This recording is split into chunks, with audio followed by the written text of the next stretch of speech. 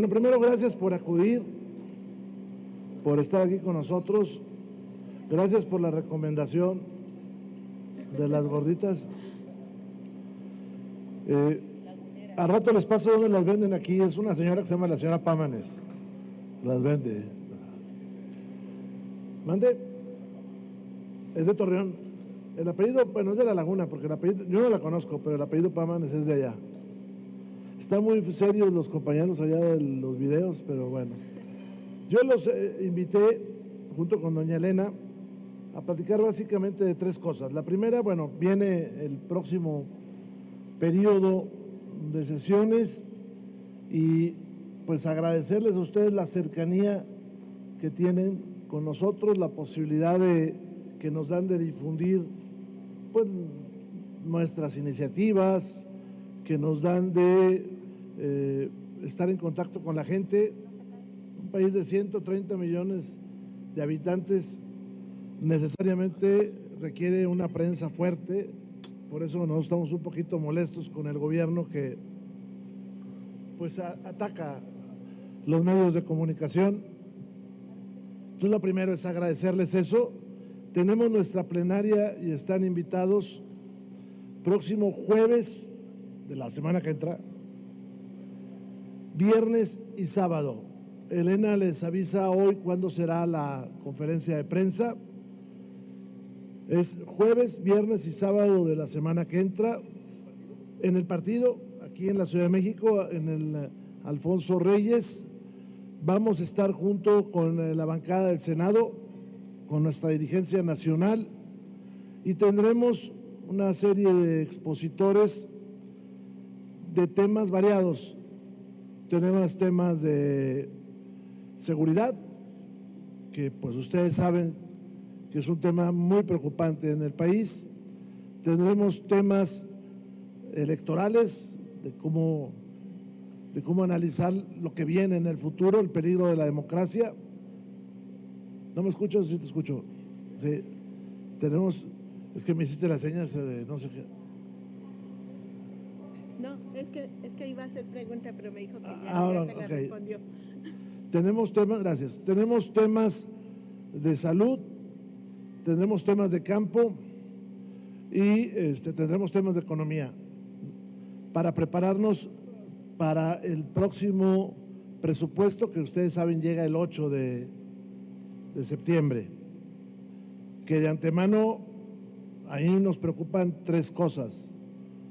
La primera, que no hay crecimiento en el país y que Hacienda acostumbra poner una expectativa en ese rubro alta, que luego no se cumple, pero le da oxígeno en ese momento a la carátula para poder pues hacer proyecciones y promesas que luego no se van a cumplir. ¿Qué nos preocupa también? El déficit, porque pensamos que el déficit está siendo usado por dos cosas: por falta de dinero, pero también para bajar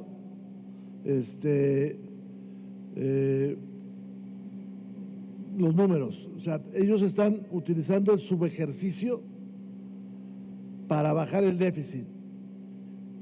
Si ustedes ven, los subejercicios empiezan a crecer y eso puede ser por falta de dinero o para tratar de arreglar el tema del déficit. ¿Qué nos preocupa también del próximo presupuesto? El centralismo. Los gobiernos locales y municipales no tienen ya recurso porque todo se ha centralizado en el gobierno federal. ¿Qué nos preocupa? El nivel de endeudamiento. Vamos a ver en cuánto lo traen, pero el cierre de este año va a llegar, como ustedes saben, a los 20 billones de pesos cuando cierre este año, y es muy probable que llegue a los 26 billones cuando cierre el sexenio, porque están endeudando alrededor de 0.5 billones. Por lo tanto, pues vamos a tener un problema económico al cierre del sexenio y seguramente una entrega desastrosa al próximo sexenio, y esto lo estaremos viendo en el presupuesto. Nosotros, en relación con el presupuesto, vamos a exigir no solamente como es la comparecencia de los funcionarios de Hacienda, sino queremos que vengan funcionarios que están en las áreas operativas para que nos expliquen temas. Vamos a volver a insistir en la presencia del señor director de Pemex. Tenemos dudas en su capacidad de producción, en su capacidad de refinamiento y en el sector de exploración y en cómo están haciendo una maniobra en la cual la extracción se entrega a transformación como una donación y entonces pareciera que los números mejoran cuando en realidad no es así. Queremos saber qué está pasando con Dos Bocas, que fue presupuestada o programada, para 340,000 barriles de petróleo y está produciendo 140,000 barriles de petróleo cuando bien les va y no lo pueden sostener. Queremos acá también la presencia del secretario de Educación, siendo uno de los rubros que más se lleva del presupuesto. Pues queremos explicaciones de por qué traemos deserción, de por qué nuestras universidades no están dentro de las mejores del mundo. Solamente queda la UNAM dentro de las mejores del mundo y más arriba del lugar 200. Creemos que no hay inversión en educación superior. Entonces pediremos, como les digo, la presencia de funcionarios para tratar de sustentar las decisiones que se van a dar con presupuesto. Vemos que Morena los trae a sus plenarias, que las usan como pasarela, que resultan muy cómodas para ellos, pero no los quieren traer al pleno a discutir, es más, no los quieren traer ni a comisiones. Vamos a insistir nosotros en mayor presupuesto para seguridad, tanto para la Secretaría de Seguridad como para la Fiscalía General de la República, como para el Poder Judicial. Porque no se puede pretender tener un México en paz si no se invierte en eso. Hago el paréntesis, nos preocupa la poca claridad de los números en materia de seguridad. Esa va a ser una parte de lo que va a suceder en este periodo de sesiones. Lo primero que vamos a tener, y vamos a tener nuestras iniciativas. Ahora rápidamente les planteo una que yo voy a presentar con relación a el transporte aéreo. El transporte aéreo se ha convertido en un problema en este país por varias razones, entre otras, pues por la interferencia del gobierno con el AIFA, que no es el aeropuerto que se esperaba. El AIFA fue programado para 20 millones de usuarios y está llegando muy a fuerza a los 7 millones de usuarios al año. Yo veo por ahí imágenes de estos personajes de Morena que dicen, miren cómo está lleno en determinado momento el aeropuerto. Pues sí, en algún momento contar 7 millones debe tener por ahí un número de personas interesantes, pero está hecho para 20 millones de personas. Como lo mismo que le pasa al Tren Maya. Yo vi que alguien ayer subió una escena, pues sí, porque es el cierre de vacaciones y la gente aprovecha para regresar. Pero, como ustedes lo saben, sigue con problemas. Si ustedes gustan, les presento rápido de lo que se trata nuestra iniciativa en materia, es de su servidor, en materia de prestación del servicio de pasajeros en aviones. Son 10 iniciativas. 10 iniciativas que están en el mismo sentido. No les va a quitar mucho el tiempo, se las van a entregar doña Elena en un documento, pero la primera es, es una iniciativa para que no pierdas automáticamente los vuelos que ya pagaste. Cuando ustedes compran un vuelo redondo, si ustedes por alguna razón no toman el de ida, les es cancelado el de regreso. Y esto que pareciera como ¿por qué va a pasar? Pues sí, porque tal vez ustedes pierden el vuelo de ida, se van en otra aerolínea y entonces la aerolínea original les cancela el vuelo de regreso. Pero ya lo pagaron ustedes. La segunda es el reembolso inmediato del TUA si no viajas. El TUA es una cantidad de dinero que está siendo jineteada por los aeropuertos y por las aerolíneas.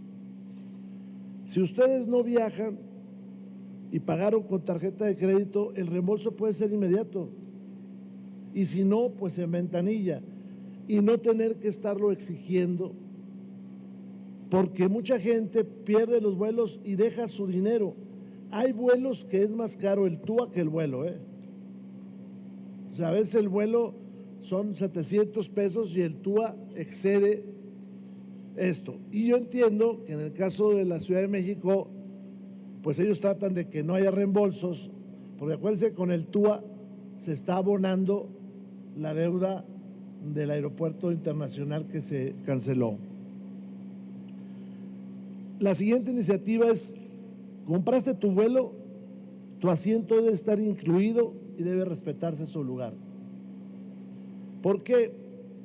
Porque hay un truco. Uno compra el vuelo y si no haces el check-in a tiempo, ellos apuestan a que tú no llegues. Y entonces, con esto de los algoritmos, sobrevenden. Y el problema se hace cuando todos llegamos al aeropuerto y tú traes tu vuelo y entonces dicen, bueno, pues vete a la lista de espera. Pero tú ya pagaste. En otros países ha cambiado el paradigma de decir, es un paradigma de negocios a un paradigma de personas. Tú ya compraste tu vuelo, hay estos lugares, pues súbete a tu avión. Y si no llegas, pues no llegas, ¿verdad? Pero que no haya sobreventa, porque la sobreventa genera las listas de espera y en algunas ocasiones hasta el conflicto arriba del avión, porque por alguna razón pasan los dos, sobre todo ahora que entras por puertas y posiciones remotas. ¿Cambiaste tus planes? Que tu boleto no se convierta en dinero perdido. Si avisas a la aerolínea con 48 horas de anticipación, podrás cancelar tu viaje y solicitar la devolución del costo que pagaste por el boleto. Hoy en día, más que un derecho, la ley establece la obligación de hacer este trámite 24 horas después de haber comprado el boleto para obtener la devolución. ¿Cuándo son baratos los boletos de avión? Cuando uno los compra con mucha distancia. Pues sí, pero es una trampa, porque después ya no los puedes cambiar. Y en este mundo pues pueden pasar N número de cosas por los cuales tú tengas que cambiar el vuelo. Podrás cambiar la fecha, la hora o itinerario del vuelo hasta 4 horas antes del viaje. Se prohíben cargos excesivos, solo te podrán cobrar la diferencia tarifaria que existe entre el boleto adquirido y el nuevo. Porque todo es negocio. Si uno quiere tener la posibilidad de cambiar el vuelo, entonces pagas el boleto flex. Bueno, ya pagaste por cambiarlo. Pero todo eso es a favor de la aerolínea y en contra del pasajero. 5. Si compras un boleto de avión, tienes derecho a exigir el servicio y no pagar las consecuencias. La iniciativa es para establecer que si compraste un boleto de avión, tu vuelo debe estar garantizado.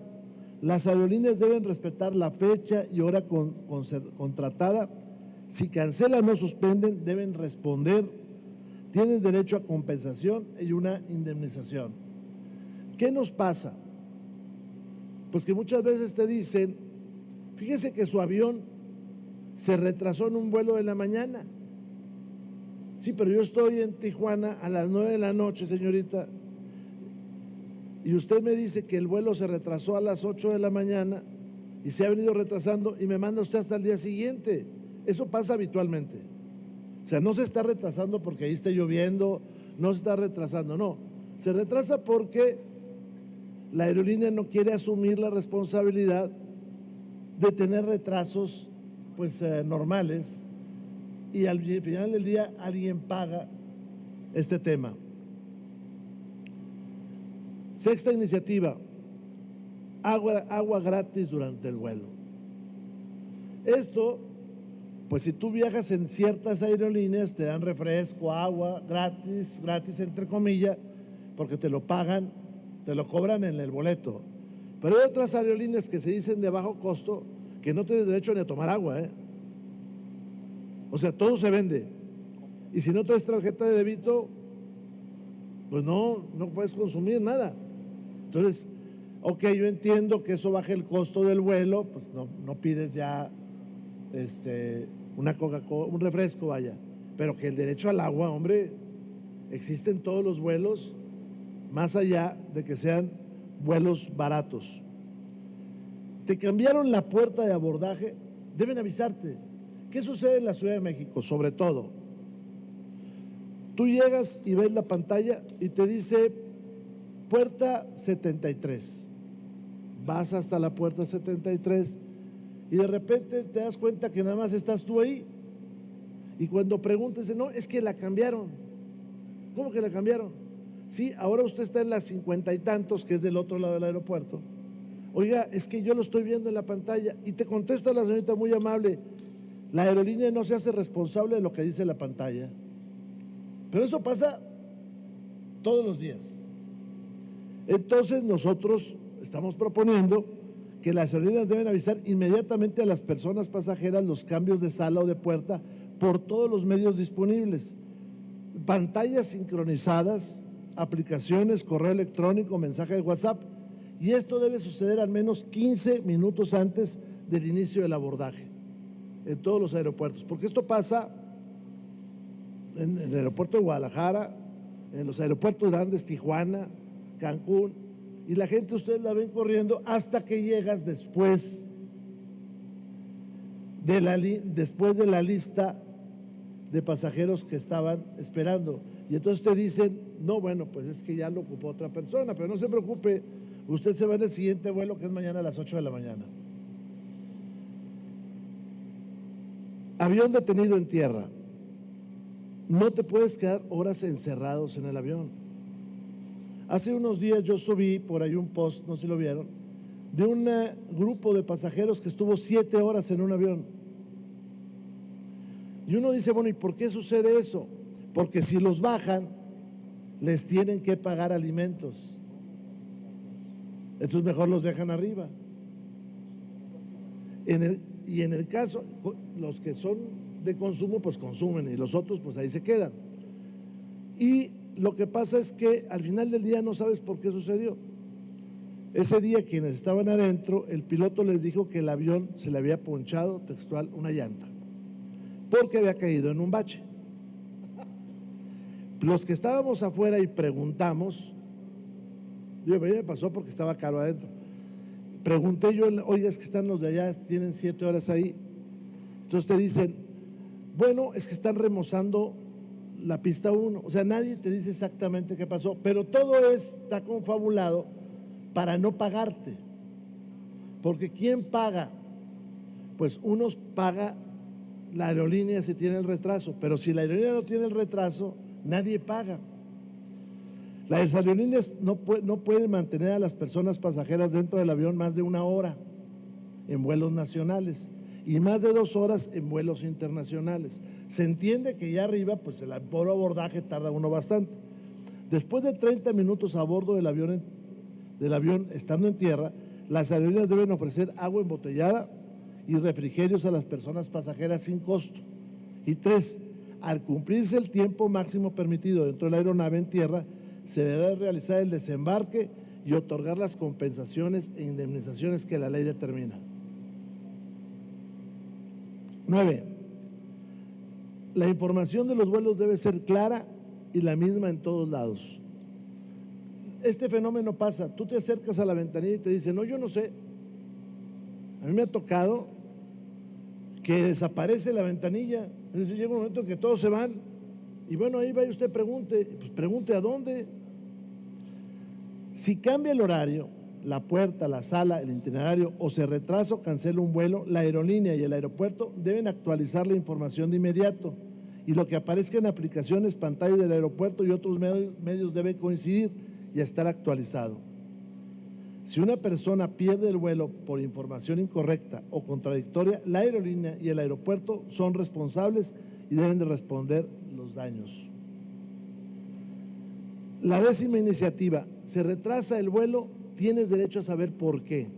Porque eso está ligado con la indemnización. Piensen no en un vuelo que uno puede hacer un día, sino esos vuelos que organiza toda una familia, que pueden ser 40,000, 50,000 pesos, ya entre todos.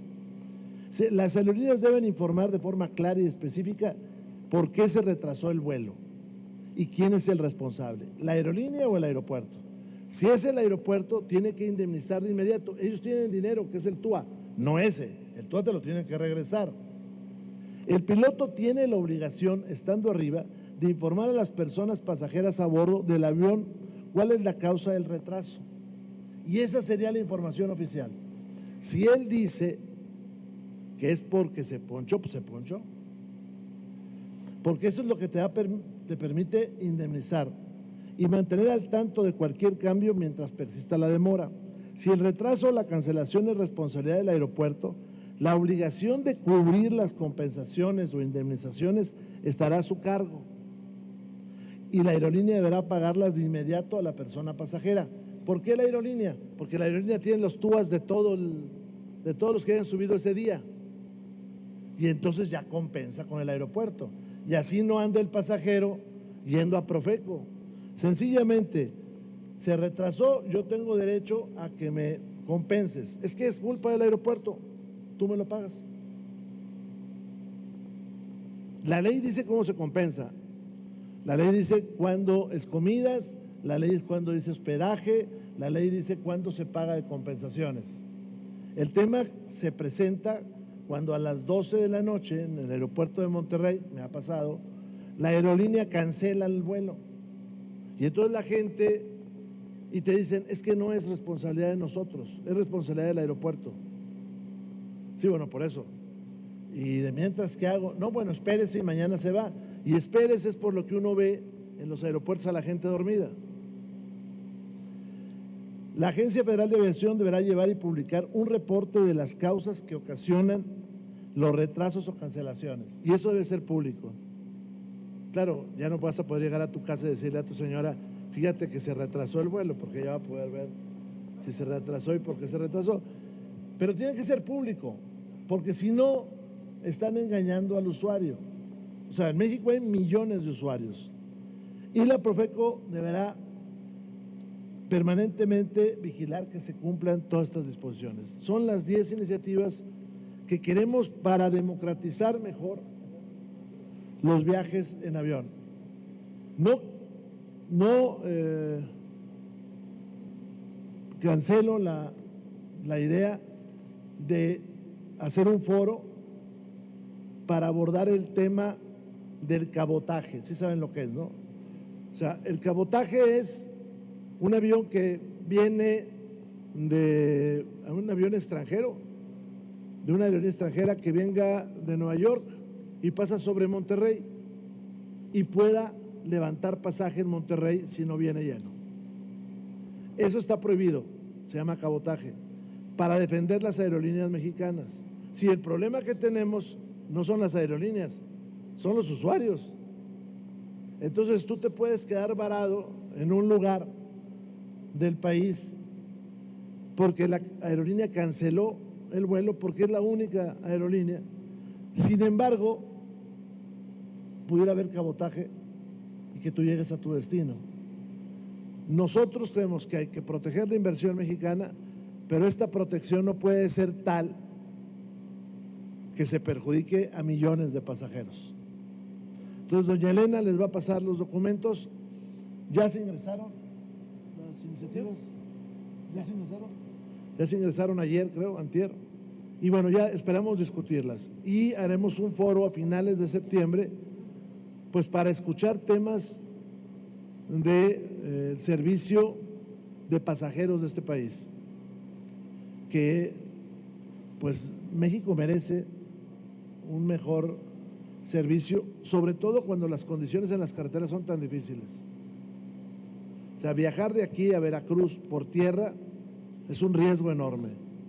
Sí, pero viajar en avión, pues es un problema gigantesco. El tema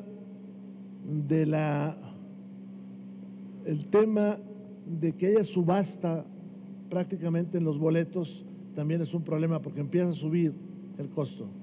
Es más caro ir de aquí a Zacatecas que de aquí a Nueva York.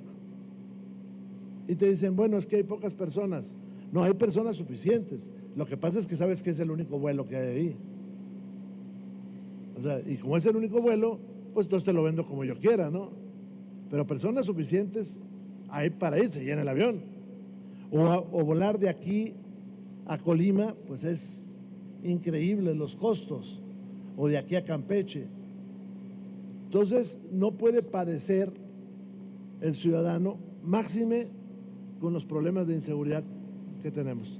Estas iniciativas las voy a presentar yo, bueno, ya las presentamos y trataremos de hacer una serie de foros para, pues, impulsar que cuando menos, que la mayoría no le gusta, ya ven el problema de los seguros, se discuta sobre un tema sensible que está afectando a todo el mundo.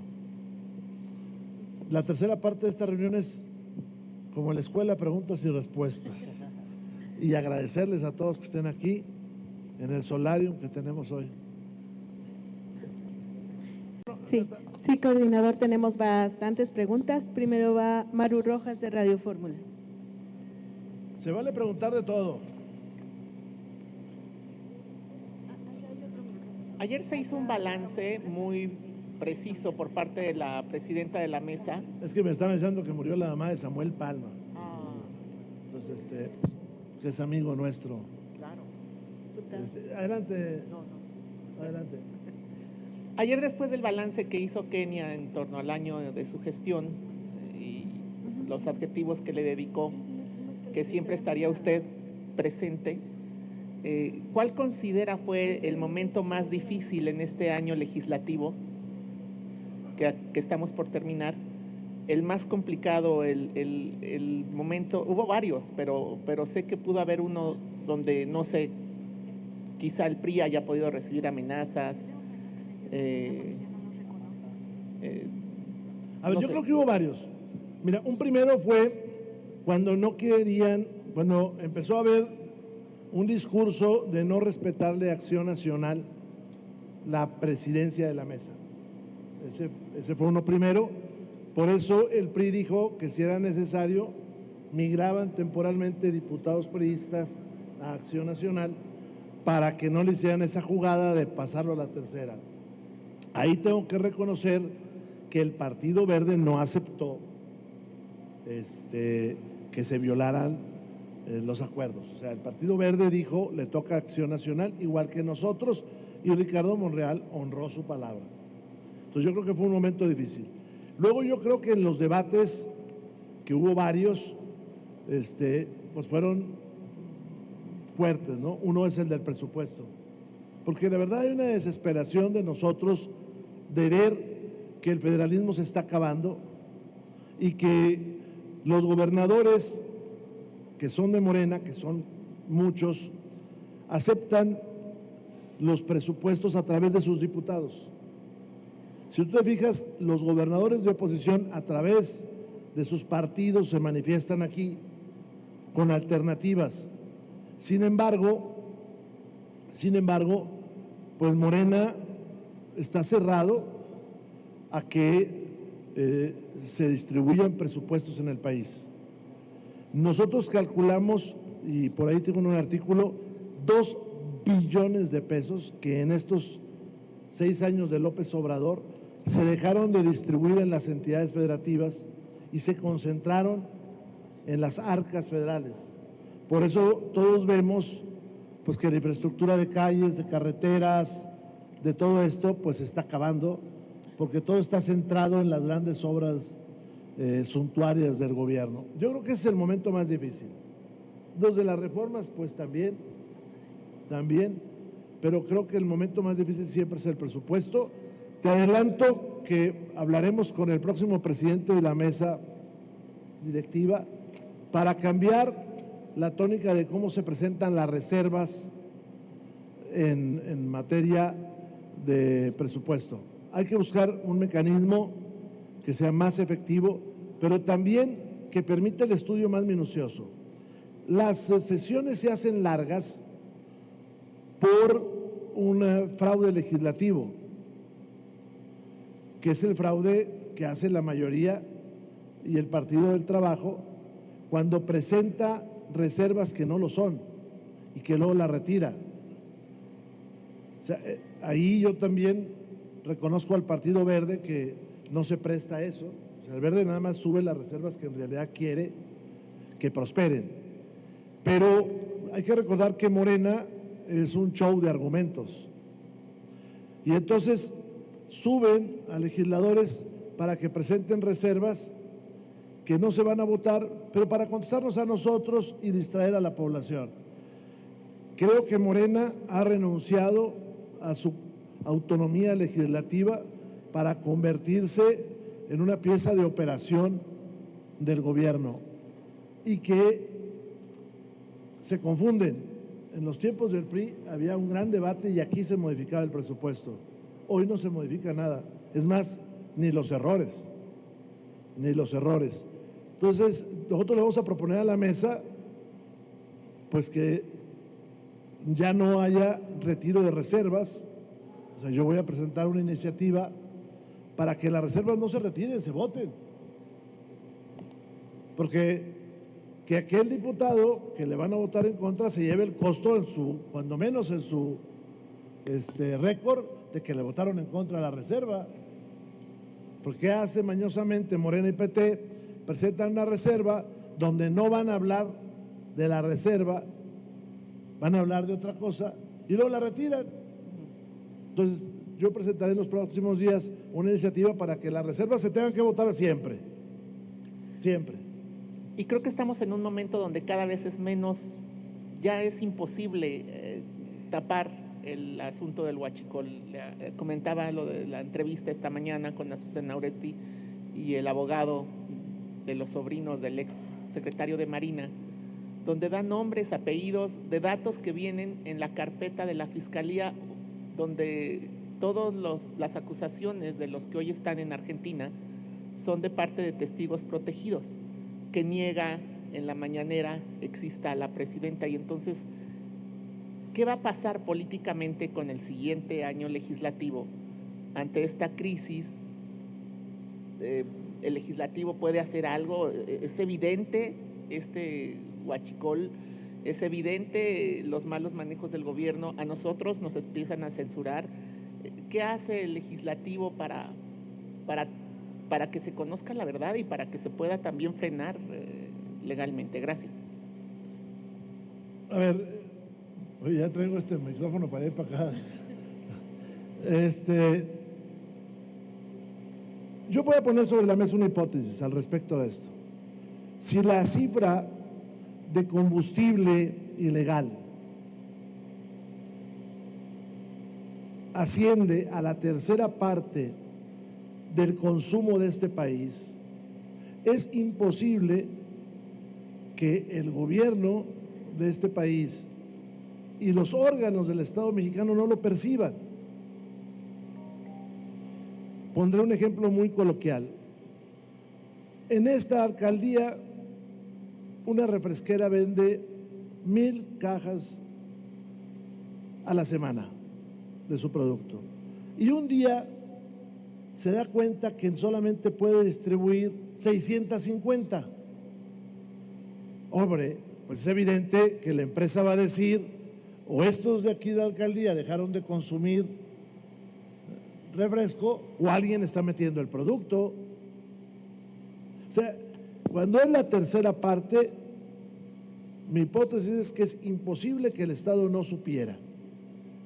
Segunda parte de la hipótesis es que el Estado dejó que eso sucediera, más allá de las personas, para poder satisfacer la demanda, porque si no nos estarían sobrando la tercera parte de la producción e importación de combustible.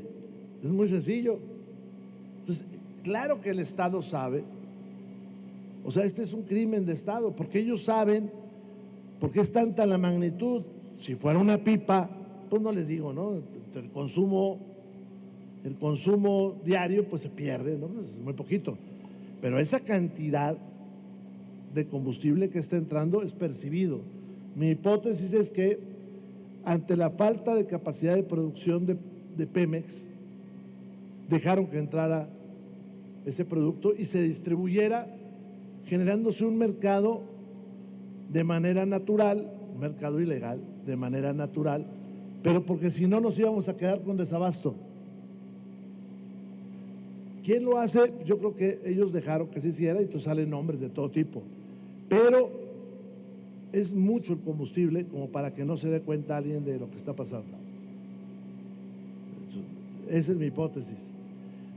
Y me llama la atención que hayamos migrado de un huachicol, no del todo, por sigue sucediendo, donde se pinchan ductos, se agujeran ductos, cosa que no es tan fácil, Digo, si una persona que no sabe vaya a agujerar un ducto, vuela.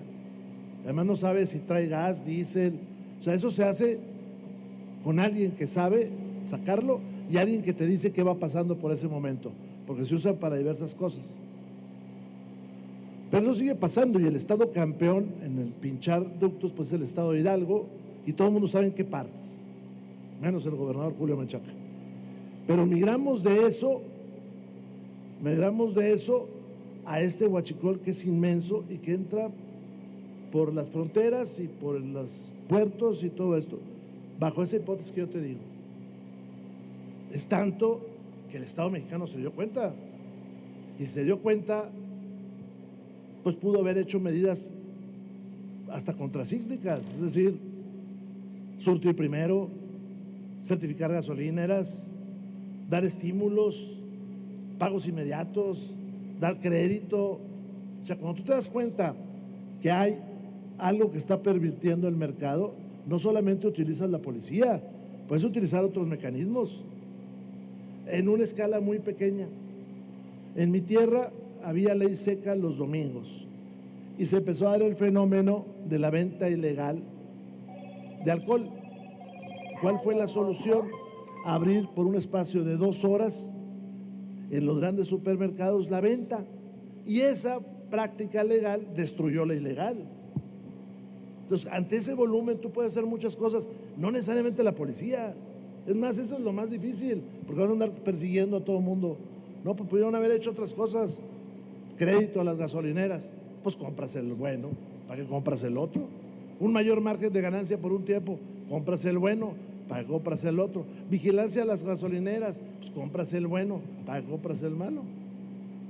Entonces se pusieron a ver muchas cosas, que eso es lo que me preocupa a mí, que no se hagan. Pues seguramente sí, pero esto es más duro lo que te estoy diciendo, pero quiere decir que se dejó hacer. Que se dejó hacer. O sea, cuando tú ves en una frontera que hay cientos de tractocamiones sin la parte de atrás, o sea, la pura cabina, vaya, y ves que todos los tanques los traen arreglados, pues por cada pasada que dan son 2,000 litros, hermanito. 10 camiones te llenan una pipa. Y si están dando la vuelta todo el día, ¿qué onda? Y vayan, hay muchas fronteras que están así, están paraditos los tractocamiones. Pero entonces arreglas un problema de suministro, arreglas entrecomillado. Gracias. Pregunta Margarita Nicolás, de Grupo Raza. Buen día a todas y a todos, diputado. Ahorita que hablas del huachicol, hay, por ejemplo, la gente que trabaja en plataformas, cómo se llenan buques de forma ilegal del petróleo que se está extrayendo, y la autoridad pues nunca ha dicho cuántos son, cuántos litros, para dónde van, porque pues es de forma ilegal aparentemente y nadie les hace caso. Y también me gustaría saber si ustedes como legisladores se han preguntado en dónde quedaron las 200 pipas del bienestar que se supone iban a distribuir la gasolina para evitar precisamente lo del huachicol. Esa es una. La segunda es de si ahora que venga el secretario de Hacienda ustedes les van a preguntar la realidad de cuánto es la deuda, y tú decías hace rato que en el 2030 podría explotar esta bomba de lo que se debe, veintitantos billones de pesos. En caso de que gane Morena, pues seguramente lo van a maquillar, pero en el remoto caso que ganara la oposición, pues ¿cuáles serían las medidas que tomarían precisamente pues para hacer frente a este déficit con el cual empezarían su gobierno?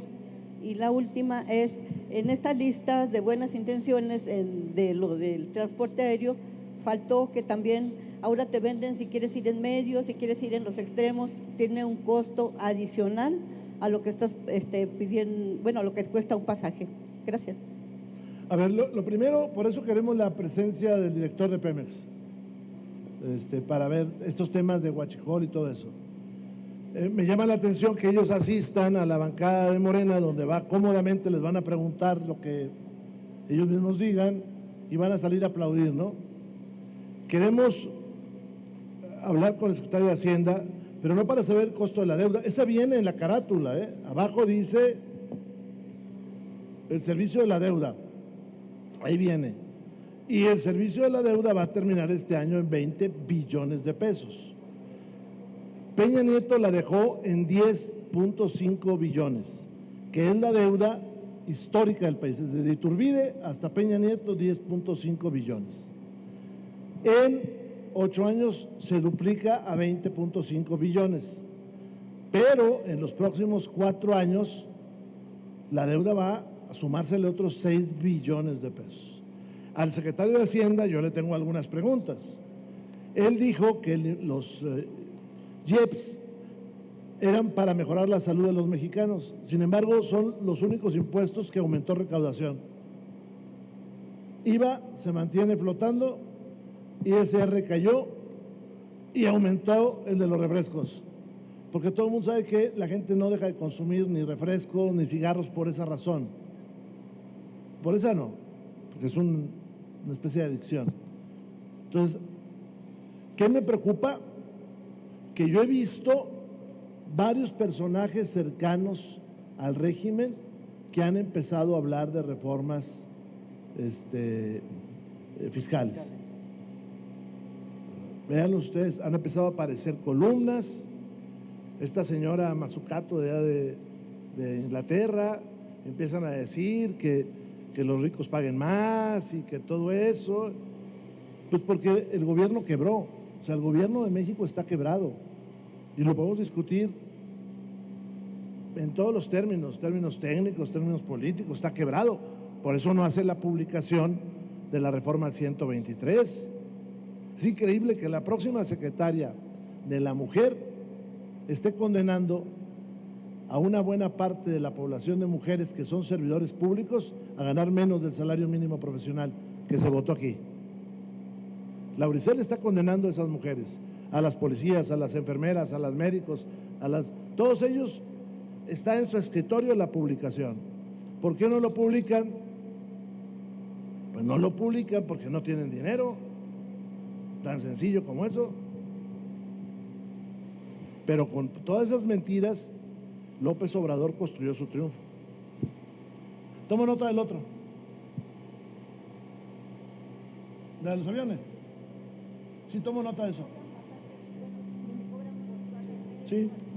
No, y los que están exquisitos como yo, pues ya te has de imaginar. Pregunta Carlos Guzmán de Avan Noticias. Déjeme paro para que me vea tantito, Cordy. Otra vez Gordy. Pues de inicio, buenos días para todos. Pues consultarle 3 temas. El día de ayer, el INE aprueba presupuesto histórico para partidos políticos. De inicio, si nos puede dar de arranque su opinión al respecto, coordinador. Bueno, vamos a ver qué sucede aquí en la Cámara. A mí lo que me preocupa es que cuando se hizo la ley, no se topó el ingreso del que más recibe. Debimos haber topado el ingreso del que más recibe, porque de lo que se ha aprobado, el que se va a llevar la gran mayoría es Morena. Entonces, Morena dice, vamos a bajarle, sí, porque te conviene, es tanto el que tienes, además del soporte del gobierno, además de los cuervos de la nación, que a los otros de abajo los quiere hacer chiquitos. Y yo he visto algunos voceros que andan por ahí, no, pues vamos a bajarle, nos vamos a topar al máximo para que ningún partido pueda pasar de determinada cantidad, y con eso hay un gran ahorro. Esa sería mi opinión del principio. Y esa es la primera. ¿Y la otra? Sí, la segunda es consultarle, el día de ayer se da la sorpresiva ya renuncia de Mónica Soto al Tribunal Electoral. Ella aduce cuestiones personales, pero no son personales, derivado de que desde que se le dio la constancia de mayoría a la hoy presidenta Sheinbaum, pues ella alegaba de que tenía diferencias con sus compañeros, contrapartes en lo que es el máximo Tribunal de Justicia Electoral del país. Su opinión al respecto, por favor, coordinador. Mira, no, de ella no voy a opinar que pidió licencia porque lo puede hacer. A mí lo que me preocupa es la independencia de ese órgano electoral y que en todo caso quien suceda a ella sea la que esté en la lista de los que fueron mejor calificados. Acuérdense que las sustituciones se hacen por las que fueron mejor calificados antes. Entonces, eso me gustaría. Pero bueno, pues ella renunció. Yo creo que los órganos electorales en este país han sido colonizados por el gobierno. El trámite, si mal no recuerdo, es el que haya quedado en segundo lugar. No, por eso, pero de los que estaban antes. De los que estaban antes ahí. ¿Mande? Es de los coordinadores, ella es de los de antes. Pero es de los que están ahorita. Pero fue electa anterior. Ella no fue electa. Pero hubo una persona, segunda persona, que es la que quedó con mejores calificaciones. Eso tiene que ser mujer. Bueno, la primera mujer.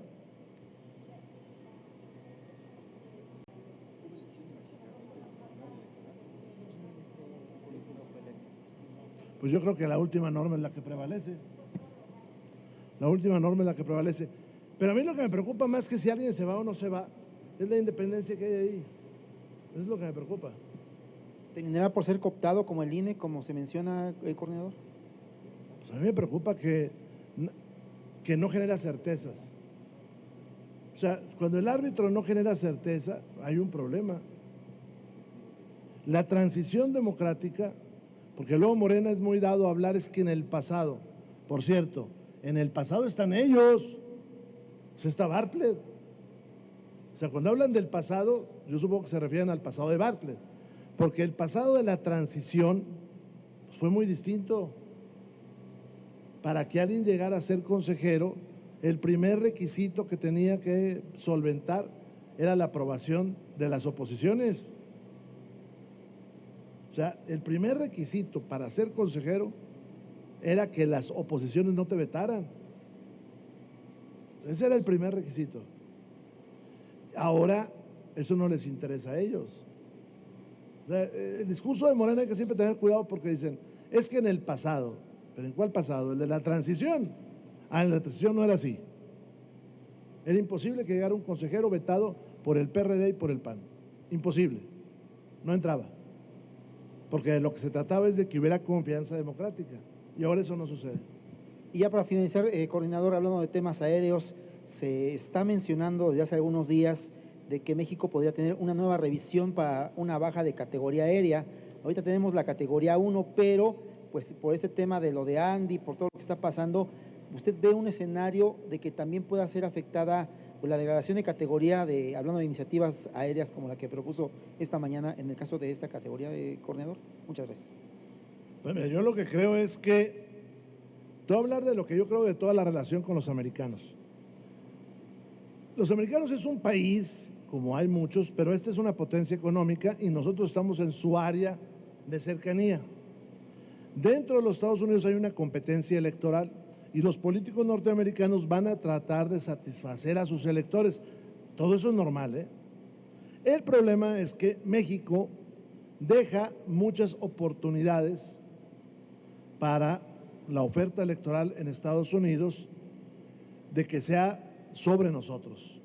Cuando López Obrador dijo abrazos no balazos y ellos tienen un problema con la droga, pues evidentemente nosotros no, México se convierte en un objetivo electoral de ellos. En los últimos 10 años han muerto 800,000 americanos por droga. En Vietnam murieron 52,000. En la Segunda Guerra Mundial, 400,000. Yo creo que es un problema que les preocupa, ¿no? Entonces, un político norteamericano como uno mexicano va a actuar más o menos igual. ¿Qué solución le doy a ese problema? Pues la solución es que ya no ingrese droga y descubres que tu país vecino tiene una política de abrazos y no balazos, una política de complicidades. Bueno, pues eso nos va a nosotros siempre a perjudicar. Ahora, los Estados Unidos pues va a tener siempre elementos de presión aceptados en el mundo, sanciones económicas, sanciones diplomáticas, presiones de todo tipo. Todo el mundo lo hace. Todo el mundo lo hace contra todo el mundo. Porque esa es la parte de la realidad internacional. Pero el problema se generó en México. La falta de confianza. Uno puede tener la ideología que uno quiera y uno puede hacer el análisis histórico que uno quiere.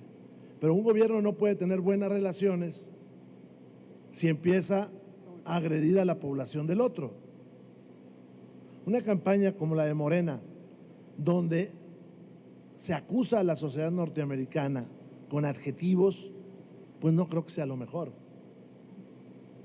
O sea, esto puede ser objeto de un seminario, de un análisis, de lo que uno piense, pero no de la política de un gobierno. Y Morena ha confundido gobierno y partido. O sea, Morena no puede decir, bueno, esa es una expresión del partido, no es una expresión del gobierno. Entonces esta campaña de no injerencismo, así le ponen, abajo tiene una serie de adjetivos duros contra la sociedad norteamericana. Sandy por ahí les dijo de carentes o no sé qué cosa. Bueno, pues eso no puede ser. Eso no puede ser. Nosotros no lo toleraríamos. Nosotros como país ya hubiéramos dicho, oiga, eso no está bien. Entonces, nosotros estamos en la ruta de una oferta electoral de los norteamericanos, que es normal. Creo que los políticos mexicanos, principalmente los de Morena, no han entendido el cambio de narrativa en Estados Unidos. El cambio de narrativa en Estados Unidos es no a las invasiones de productos, de personas y de sustancias.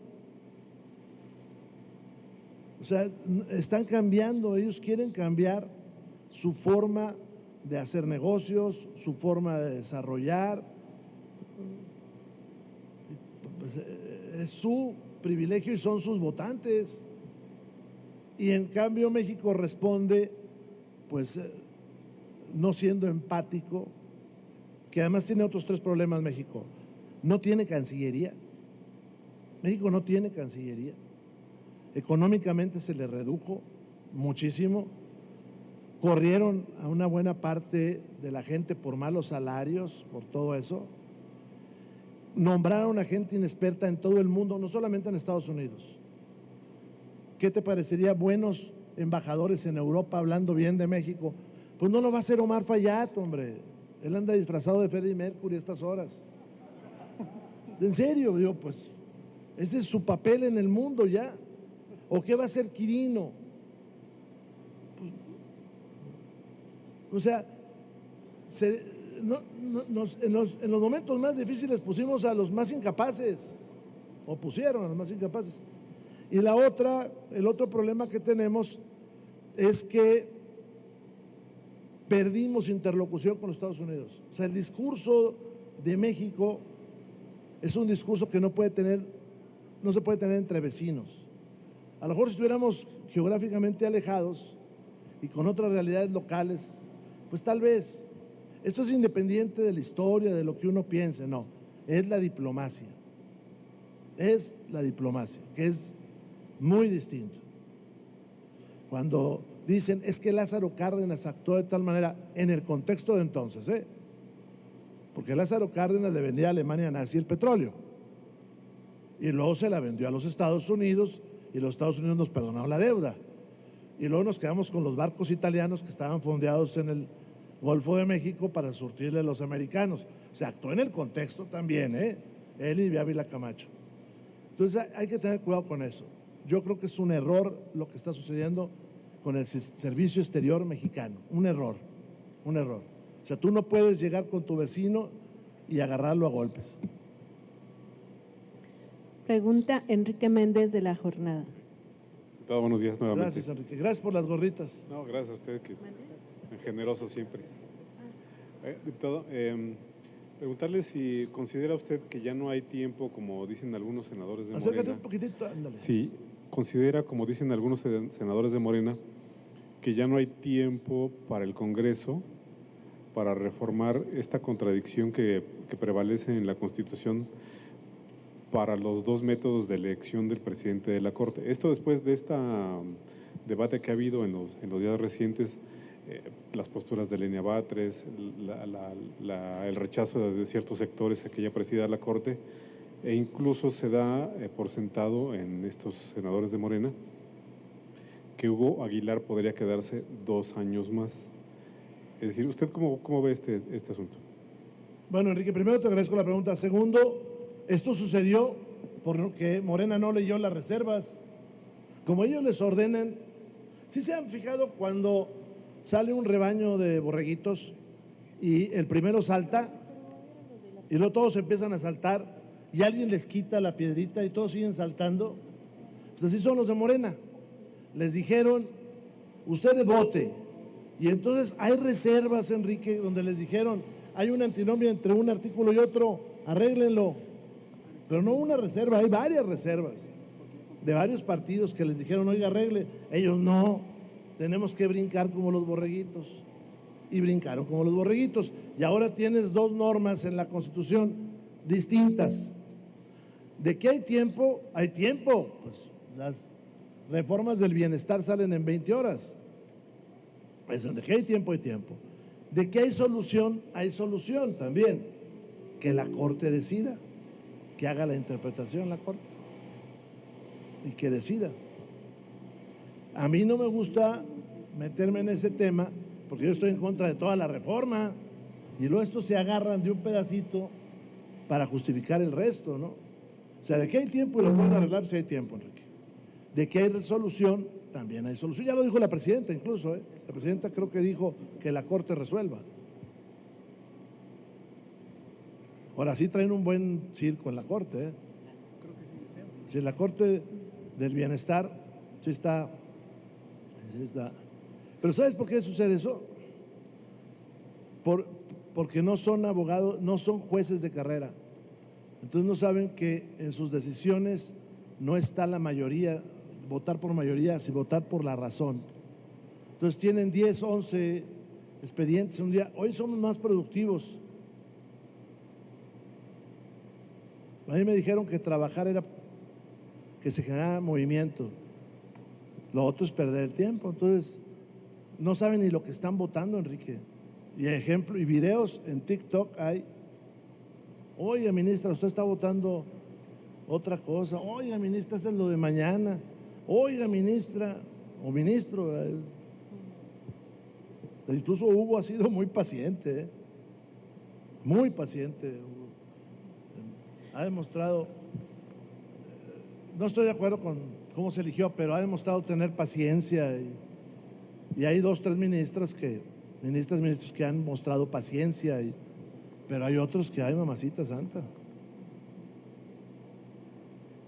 Pregunta Jorge Almaquio de El Heraldo. ¿Qué tal, diputado? ¿Cómo está? Buenos días. Siguiendo con esta cuestión de la Suprema Corte, ¿sería conveniente que Lenia Batres, en primer lugar, asumiera la presidencia en caso de que no se pusieran de acuerdo en la Corte? No, yo no. Yo por mí debe seleccionarse nuevo a todos los ministros por capacidad y no por voto. Entonces yo por eso no me meto en eso, porque empiezo uno a justificarlos. Digo, con todo respeto para ella, no tiene conocimiento del derecho. O sea, varios de los ministros que están ahí no tienen capacidad de abstracción. O sea, no saben lo que están votando, no saben lo que están leyendo, no saben cómo reducir su pensamiento a conceptos. Entonces empiezan a dar explicaciones, ¿verdad? Como una que el otro día vi ahí de los delitos que uno dice, ¿qué está diciendo esta persona? Pero eso es producto de tres cosas. La primera, no estudiaron de una forma de calidad el derecho.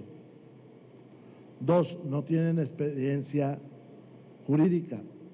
Y tres, no tienen capacidad de abstracción, no pueden reducir la realidad a un concepto, a una abstracción, a un silogismo. Por eso una de las ministras puso unos ejemplos, pues que en una escuela de derecho te sacan del salón. Gracias. Segunda pregunta, son varias. Segunda pregunta rápido, ¿cómo terminar con esta figura llamada reservas, esta tortura legislativa que están manejando los diputados federales, porque pues no se llega a nada con ello? ¿Cómo poder lograr un acuerdo con las demás fuerzas políticas para poder evitarla y que la gente que realmente quiera volver o presentar una reserva lo haga realmente?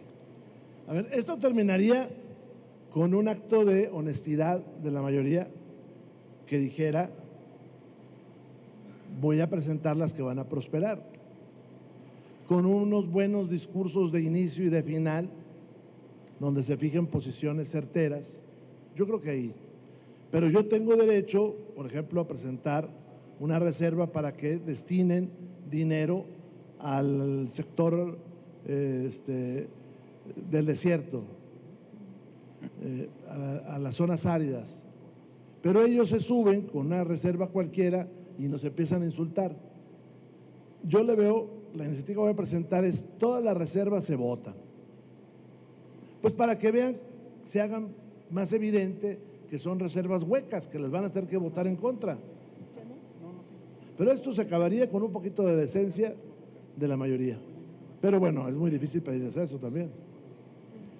Ante el inicio de las elecciones en septiembre próximo, el proceso, ¿cómo el PRI está visualizando este proceso? Hay quienes hablan que ya es el camino para la desaparición del Partido Revolucionario Institucional. ¿Ustedes cómo lo ven? ¿Qué es lo que van a lograr para el 2027? Y si en este camino sería necesario que Alejandro Moreno dejara la presidencia, porque también dicen que el presidente actual pues es como un problema que tiene el PRI para poder seguir avanzando. No, Alejandro es un problema para Morena, porque todos los días le está señalando cosas a Morena. O sea, a ellos no les gustaría que Alejandro fuera el presidente del partido porque les es incómodo. Pero a los dirigentes de nuestro partido los escogemos nosotros, los priistas. Primera. Segunda, yo he visto encuestas, son de mi partido, las hace, donde tenemos un crecimiento importante porque el ciudadano está viendo que no somos los opositores, que el PRI es el opositor. Y te tengo tres ejemplos: Veracruz, Durango y Coahuila. En Coahuila sabíamos que íbamos a ganar, pero no por tanta diferencia, ¿eh? Tercera, para nosotros la dirigencia de Alejandro Moreno es bien importante, porque nos ha posicionado como opositores. Obvio, esto le genera, en un país donde crece la censura y la intolerancia, pues ataques de la mayoría. Yo creo que lo que va a desaparecer es Morena, porque se ha hecho una corporación criminal. Entonces tarde o temprano va a desaparecer, porque Morena ni es ni partido ni movimiento. Morena es el carrito que se inventó López Obrador para llegar a la presidencia de la República. Eso es lo que es Morena. Es un carrito que se inventó López Obrador para llegar a ser presidente de México, pero no es un partido, no funciona como partido. Ustedes ven un revoltijo ahí de ideologías y de personas. No es un movimiento porque representa a un grupo de la población. Entonces, si un partido corre riesgo de desaparecer, es Morena, porque es una corporación criminal. Gracias. Pregunta Fernando Moctezuma, de Síntesis Legislativa. Estuvo bueno el sauna, ¿eh? Gracias, coordinador. Buenas tardes a todas, a todos. Diputado, esta mañana la presidenta Sheinbaum, ahorita que hablaban de Alejandro Moreno, bueno, dice la doctora sin mencionarlo, que, bueno, criticaba más bien a líderes opositores, dijo que iban pues a denunciar los problemas del país a Estados Unidos. ¿Cuál es la posición del grupo parlamentario en este sentido? Esa sería una primera pregunta. Y como segunda cuestión, viene una agenda particularmente de 5 temas relevantes, pero algo que llama poderosamente la atención es el tema de la regulación de redes sociales con la inteligencia artificial, van casi de la mano, y el tema de medios. Esas serían las primeras 2 preguntas y una tercera respecto a lo de las iniciativas que está presentando. A ver, a mí me preocupan siempre las prohibiciones, y más las que se quieren sacar en 8 horas. Y más las que nos dicen que son maravillosas y muy buenas. Yo creo que regular siempre es un problema, regular, porque vas a dar siempre a prohibirle a alguien algo y si lo hacemos muy rápido pudiéramos dañar. Yo no estoy de entrada en favor de regular las cosas si no es con procesos muy largos de reflexión. Entonces vamos a ver qué pasa en ese tema. Con el tema de medios y sobre todo de la presidenta hablando de los líderes opositores en general que van a Estados Unidos a denunciar. A ver, cuando nosotros, México, firma convenios de todo tipo, siempre hay cláusulas democráticas.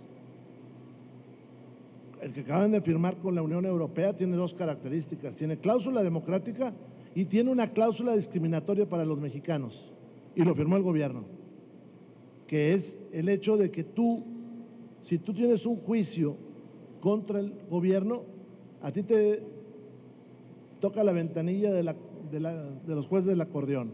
Si eres español, francés, sueco, un tribunal especial. Ir al extranjero a denunciar lo que pasa acá no está prohibido. Eso no está prohibido en una democracia occidental. Pero además te recuerdo, el Partido del Trabajo va a Corea del Norte, y habla de lo que pasa en México, para empezar. Y ya te viste a dónde van todos los de Morena. Es un discurso de narrativas, pero ese discurso de narrativas no resuelve los problemas que hay acá. No hay soberanía nacional porque el narco es dueño de territorios de este país. Esa es la realidad. Y los reto a todos a subirse a una Suburban negra y que vayan a Tierra Caliente a las 7, 8 de la noche, o que se suban a Suburban negra y circulen de Nuevo Laredo a Matamoros, Tamaulipas a las 12 de la noche. Háganlo, y sobre todo llénense, o sea, vayan 6 o 7 caballeros. Eso es el problema de la soberanía, que eso no se puede hacer en esos lugares. Con relación a las iniciativas que presenta, diputado, pues es casi evidente que va a venir una oleada de cabilderos de las aerolíneas, si ya se ha Ahí sentado. te invito a que los recibamos. Hombre. No, pues saber si ya se ha sentado usted a la mesa con las otras fuerzas políticas. No, pues, apenas lo estamos anunciando, Fernando, ahorita. Ok, gracias, diputado. Carlos de Proceso. Se está deshidratando Juan Carlos allá. Hola, coordinador, buenas tardes. Oiga, yo le quería preguntar, ayer usted comentó con respecto a lo del desafuero del presidente del PRI, que esa solicitud está desechada, pero Hugo Eric Flores Cervantes le dijo a Proceso que no es cierto, la única que está desechada fue la de hace 4 años, la del 2022. Entonces, no sé cómo queda ahí esa situación, aquí en la sección instructora, usted que sabe de esos temas. Y otro tema más, la diputada local de Sinaloa, Paola Gárate, ayer se registró con el PAN. Entonces también quiero saber ahí si esto abre una situación de una posible alianza ya, o cómo quedaría su situación de la diputada Paola, que pues ha denunciado en las elecciones pasadas ataques y cosas así. No sé su opinión, coordinador. Gracias. A ver, te comento. Te voy a comentar una cosa y luego te voy a hacer una invitación. Y a todos. La primera, tú sabes que el partido y en algunos militantes como yo estamos en favor de las alianzas.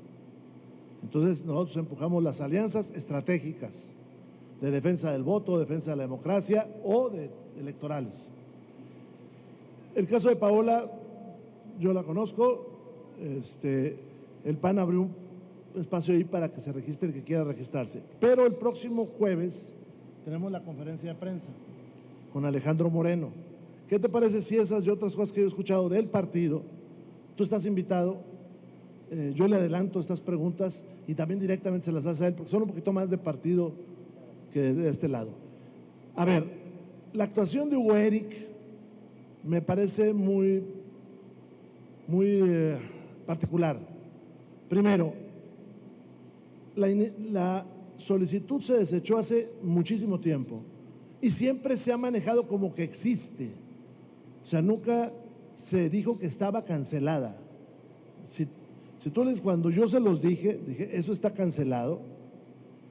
Y quienes estábamos en la instructora, creo que todos estamos aquí. Está Bernabe, está Lisha, estoy yo y está Leonel Godoy. Y eso fue cancelado. ¿Por qué? Porque un juez ordenó esa cancelación porque no había pruebas. Y esto incluye todo lo demás. Me llama la atención eso. Y te quiero decir que es un evidente acto de persecución política contra nuestra dirigencia nacional, como se está presentando en muchos rubros. Esa es la situación jurídica. Esa es la situación jurídica, no hay ningún elemento. Yo agregaría otra cosa. Siempre que se vienen las fechas del informe de la gobernadora Laida, a falta de informe, empieza a tratar de meter gente a la cárcel. Y lo está haciendo con algunos personajes de allá de Campeche. También te quiero decir una cosa terrible. En Campeche ya no hay prensa escrita. O sea, si tú llegas al restaurante donde antes uno llegaba, al tío Vito, y pides un periódico, ya no hay prensa escrita. Se acabó. La televisora que funcionaba, la cerraron la semana pasada. Existe notas de Campeche gracias a dos cosas.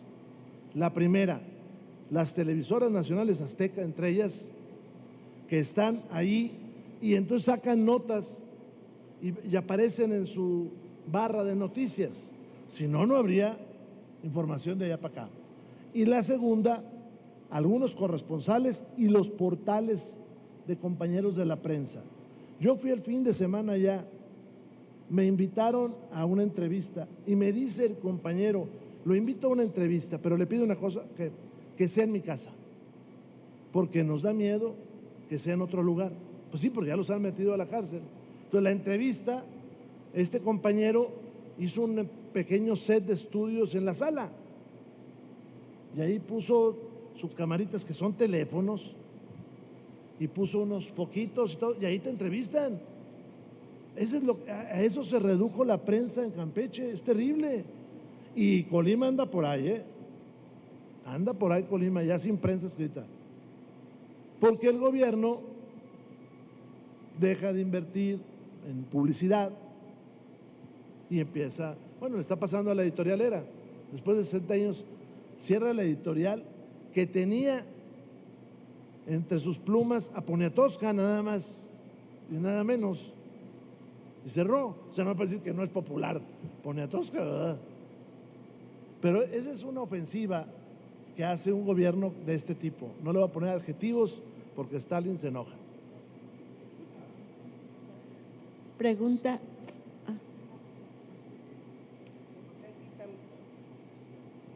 Menciona eso de lo de los medios. Aquí en el Senado está detenida una reforma a la ley de comunicación social y nadie la promueve. Proceso ha publicado de eso. Hoy inclusive sacamos una nota sobre la ley de desplazados. Nadie de la oposición menciona ni hace eso. ¿Por qué no promover esas iniciativas? Algunas ya en minutas, como están en el Senado, y otras pues también que desplazadas, ¿no? Así como la ley de desplazados, Tomo nota de estas, vamos a ver la agenda. Realmente también nosotros traemos nuestra agenda. Por ejemplo, yo traigo una iniciativa por este enrolamiento forzado que se hace, y tampoco avanzado, pero me llevo estas, la verdad, para empujarlas. Hay 5,000 iniciativas aquí, ese es el primer problema, y las comisiones no dictaminan. Las comisiones de seguridad son, por ejemplo, oficinas de relaciones públicas. Oye, ¿qué te parece si te presentamos a fulano? ¿Qué te parece si vamos acá? Así son muchas de las comisiones. Te invitamos a el cóctel de no sé qué, pero no dictaminan. O sea, traemos 5,000 iniciativas en la bolsa. Traeríamos como 10,000 si no es porque se desecharon las de la vez pasada, ¿eh? O sea, es increíble. Es para que esto estuviera ahorita lleno, dictaminando, oye, en contra, como les digo yo, dictamínamela en contra, no tengo problema. Pero vienen y te piden que la retires y la vuelvas a meter. Sí, porque faltan. Gracias. Pregunta Félix Muñoz, de Punto Aéreo. Gracias, buenos días a todos. El que se queda hasta el final tiene indulgencias en el cielo. Diputado, preguntarte, si la señora Soto o ministra se va el 31 de este mes, pero está por resolverse lo de Coahuila, no sé si vaya, que por cierto fue la que no vio que los acordeones influyeron en la elección de los ministros, y no sé si ustedes tienen confianza en que vayan a votar a su favor la elección de Coahuila. No tengo idea, pero además yo esperaría que se resolviera en derecho y que le dieran la razón pues a un triunfo tan contundente como fue el de Coahuila. O sea, ahí Morena hace una cosa que raya en lo inmoral. El distrito que perdieron por menos diferencia lo perdieron más de 2-1. Pero además los candidatos de Morena reconocieron las derrotas. La que no reconoció fue la señora Montiel. Pero ahorita está en manos del tribunal decidir eso. Claro, pues tiene que resolverlo en derecho. Y la segunda, tienen en la cárcel a Rufo Appel por huachicol, pero hoy hay huachicol. Hoy se detuvo a un cargamento de litros que es innombrable la cantidad de litros. Entonces, si sigue habiendo huachicol y si ya detuvieron al responsable del huachicol, ¿quién está haciendo el huachicol? Pues hace rato lo platiqué, ¿no? Es tan grande que pareciera que lo dejan entrar de adrede. Es decir, si no, ¿cómo surtes la demanda? Es lo que te decía del ejemplo de los refrescos. Es tanto lo que está entrando que implica que tal vez por omisión se deje entrar para cumplir con la demanda. Si no entrara esa cantidad, que es la tercera parte, ¿quién surte ese combustible? Pues no hay, se les dispara. Y ya finalmente, dice la Fiscalía General de la República que no tiene denuncias contra Andy, pero por lo que se sabe y lo se ha investigado, creo que hasta Dorin ya había presentado una denuncia en la Procuraduría y había testigos de que sí lo conectan con el huachicol. Entonces la Fiscalía General está haciendo de la vista gorda. Pero el mayor problema de Andy, más todavía de ese tema de las cuestiones jurídicas, es que es el intento de su padre por influir en la política nacional. Es el mayor problema. Gracias. ¿Listos? Dos preguntas. ¿Dos más? Tengo más. ¿Quién se va a solear? Alfredo Flores, de News México. Hola. Y Moisés Sánchez Limón, de Entre Semana. Sí, buenas tardes. A ver, mira, aquí tengo la página oficial del Banco Mundial. Esta es la página. Le han prestado al último día del mes pasado 13,348 millones de dólares al gobierno mexicano. De acuerdo al Banco Mundial, de lo que va del sexenio, se han acumulado en préstamos 62,270 millones de dólares. Lo curioso es que todos es para combatir la pobreza, para el tema es de pues, conectividad, etcétera. Pero es curioso que solo estos préstamos están saliendo cerca del periodo electoral, porque todavía incluso dice que hasta el 2030 hay una proyección importante de préstamos de 200,000 millones de dólares. Aquí está.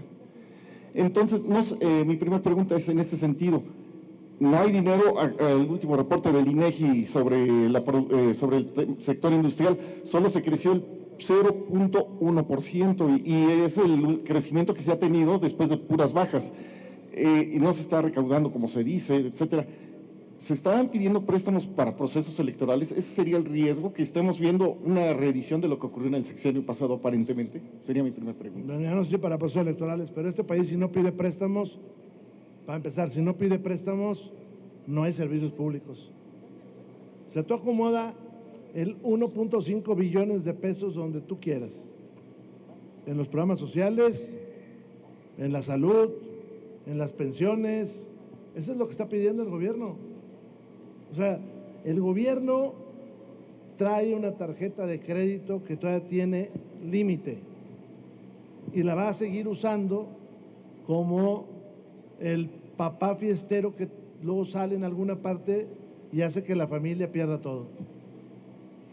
Bueno, y una segunda es sobre sus iniciativas, de las iniciativas aeroportuarias.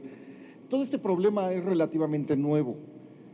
Esto nos está indicando que los militares no son buenos administradores de los aeropuertos y que también en la Secretaría ha habido fallas con los aeropuertos privados para que haya todo este caos que usted acaba de mencionar y que lo estamos viendo recientemente. Bueno, son las dos cositas, como diría Catón.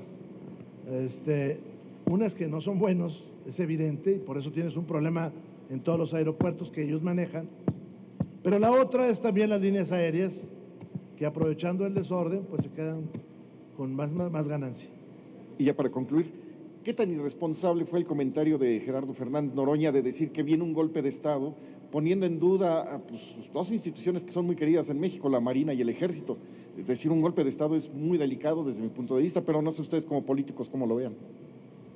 Pues yo veo a Noroña que es un irresponsable en eso y en todo lo demás. Pero además les gusta generar esos argumentos. Mira, Noroña y algunos de estos cuates son de esa generación que se quedó en medio de grandes cambios y que por lo tanto él no fue protagonista de ninguno de esos. Ni está en los momentos estelares de la transición, porque él no está.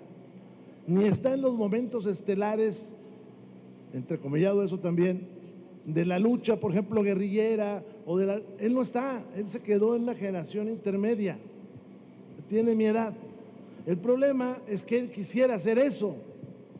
Entonces habla del golpe de Estado como si él viviera en tiempos de Salvador Allende y enfrente estuviera el ejército chileno. Él habla de invasiones como si estuviera en otro momento. Y él dice que da a entender que si algo pasara con López Obrador, él se iba a levantar en armas. Pues si no se levanta a trabajar, hombre, ¿verdad? Sí, dice, vamos a tomar, si no toman baño, pues ¿cómo van a tomar las armas, hombre? Entonces, ese es un problema, pero es un problema psicológico, como el de Andy. O sea, Andy tiene un problema de percepción de la realidad. Él se cree estadista. Trump, contéstame la carta. ¿Ustedes creen primero que a Trump le llevaron la carta? Pues no. Y segundo, se la llevan. ¿Ustedes creen que le iba a leer? 3, si la leyó, imaginen la cara de Trump diciendo, ¿y esta mamada qué es? No sé cómo se diga en inglés, pero yo creo que lo diría así. No sé, pero sí, imagínense a Trump. Oiga, fíjese que hay un tipo que le quitaron la visa, que le dicen Andy, pero que no le gusta que le digan Andy, y le manda esta carta y ve un mamotreto de 3 países. No, él anda ahorita viendo, no sé, 1000 cosas. Entonces sí Andy trae un problema psicológico. O sea, Andy sí está para el diván, para que lo acuesten en la cama y empiece a narrar sus días de niño. O sea, la figura paterna y todos esos pedos que se le atraviesan unos en la vida, él ya se le juntaron. O sea, está loco. Y el otro no se baña, bueno. Moisés Sánchez Limón, de Entre Semana. Corrí el riesgo de ser impopular por la última pregunta, pero además también corrí el riesgo de que nos quedáramos tú y yo platicando. Pero yo aquí de estaría temas. contigo Entonces, y con Pancho. El sol ya se puso a todas margaritas. El pasado fin de semana, el sábado, presentaron un libro relacionado con la seguridad nacional. Lo presentó Eduardo Vázquez Rosain, que es un experto en esos asuntos, y estuvo Ana María Salazar. Es muy inquietante de suyo lo que entraña esta obra, porque establece el gravísimo, no grave, gravísimo riesgo de la infiltración del crimen organizado en la elección y de que le dé el traste a esto a lo poco que nos queda de democracia en México. Sobre todo que se reedite el tema Sinaloa a nivel nacional. En este ánimo de esta 4T que se encuentra en estado pánico, aunque lo nieguen, ellos, incluso la propia ingeniera presidenta los descalifica, la oposición dice que no existen, pero pues todos los días los madrea, todos los días los descalifica y los insulta. Reitero, ya entraron en modo pánico desde mi óptica, pero ustedes están trabajando, pues tú nos das opciones, el calendario para el próximo periodo legislativo, en fin. Yo resumiría esto en una sola pregunta: ¿cuál es la oferta de ustedes, la oposición en general, no nada más del PRI?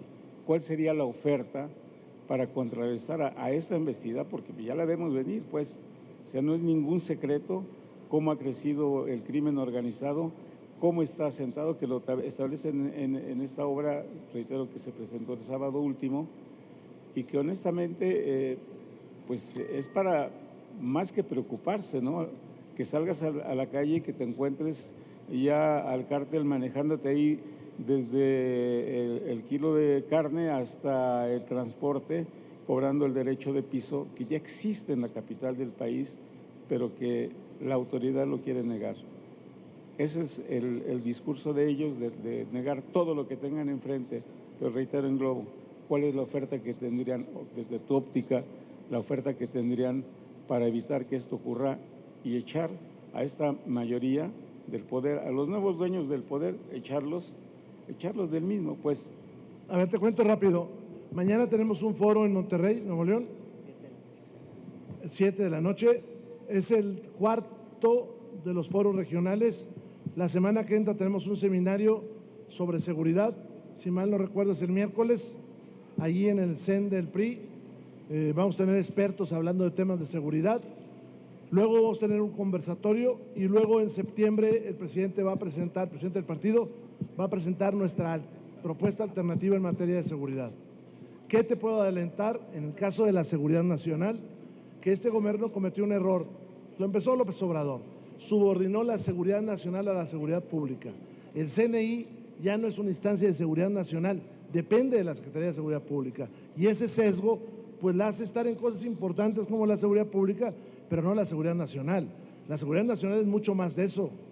La seguridad nacional es qué sucede si ahorita hay un sismo, cómo tenemos lana para arreglar la ciudad.